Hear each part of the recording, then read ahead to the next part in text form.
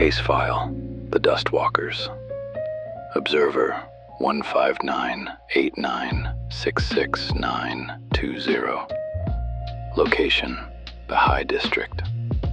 Subject, Target Bravo, Trixie. Target Delta, Arthur. Day 3, the long night. They holed up in the barricaded townhouse. I took a roost on a gargoyle opposite their window, wrapped in canvas to keep the chill out. I must have missed it in the chaos of the chase. At some point, Helen returned to the group. I counted more bodies in the room trying to sleep than there should have been. I guess it's easy to miss things when the world is crumbling above you, trying to swallow you whole. They're all there. Trixie, a small girl, the demolitionist soul eater. Helen, a fawn woman, the bleeding heart guardian angel. Arthur, one beefy Qatari, the brawler. Stellar, a goblin man the size of Trixie but the grit of Arthur. Suna, a fungal folk sorcerer I haven't seen much from yet. They didn't sleep well. Nobody sleeps well here. I could see them tossing, turning, fighting invisible battles in the dark. The dungeon seeps into your head when you close your eyes. It whispers.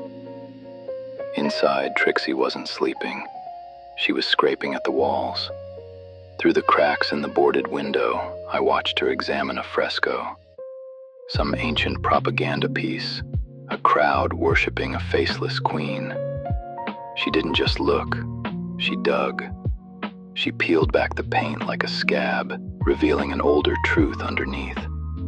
A king, long forgotten, buried under layers of revisionist history. Note, the dungeon lies to you. History here is apparently just paint over rot. Day 3, morning, the fracture. When they opened the door, the world had gone to hell. The street wasn't there. Overnight, the geometry of the ruins had violently rearranged itself. The ground had dropped away, leaving buildings perched on sheer cliffs of jagged stone. Below, a black void roared with the sound of rushing water.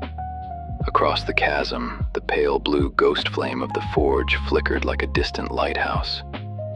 To the side, a path of rooftops led up toward a cathedral and a bell tower. The only way was up. They stepped out onto the precipice, looking at the drop. Most people would scream. They just checked their gear and started climbing. Day 3, the bell tower.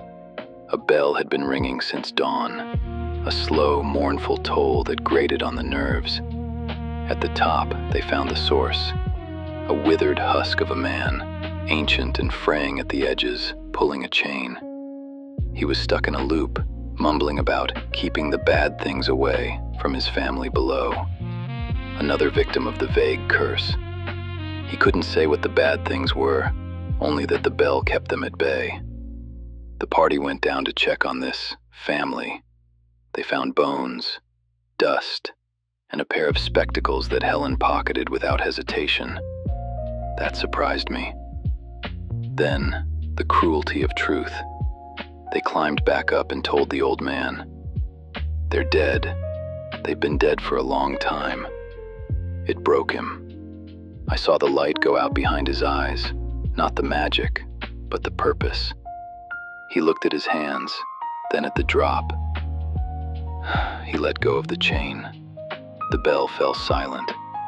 He didn't scream as he stepped off the ledge. He just fell, a rag doll plummeting into the void. Day 3, the dinner bell. Silence is dangerous. The bell wasn't a call to prayer, it was a ward, and they just turned it off. The silence attracted attention. A rival group, loud, brash, decked out in polished plate and arrogance, emerged from the shadows. They saw the party and sneered. They wanted help, but they asked for it like kings addressing peasants. They offered gold, but paid in insults. The party's patience, never high to begin with, evaporated. I don't know who threw the first punch, but suddenly the rooftop was a slaughterhouse. It was a messy scrap, but then the bad things arrived. With the bell silent, spirits rose from the abyss, hungry, formless things that smelled the violence. They drifted into the melee, not caring who was who. The fight turned desperate. Arthur, the cat, was in the thick of it. I watched him go down. Hard. Blood on the tiles. He got up, spat out a tooth, went back in. He went down again. A spirit tore through his shoulder. He got up again. He went down a third time, looking like hamburger meat. Note: Target Delta has 9 lives. He's currently used 3. They realized the math wasn't in their favor. The rival group was screaming as the spirits latched onto them. The party made a cold calculation. Run. They abandoned the fight, leaving the arrogant mercenaries to be consumed by the ghosts. I heard the wet crunch of feeding as the party scrambled back toward the bell tower. Day 3. The tomb. They barricaded themselves in the base of the tower. It's a grim sanctuary. They are huddled in the dark with the ancient bones of the bell ringer's family. Outside, the spirits are finishing their meal. They're battered, bleeding, and trapped in a room with the dead. For now.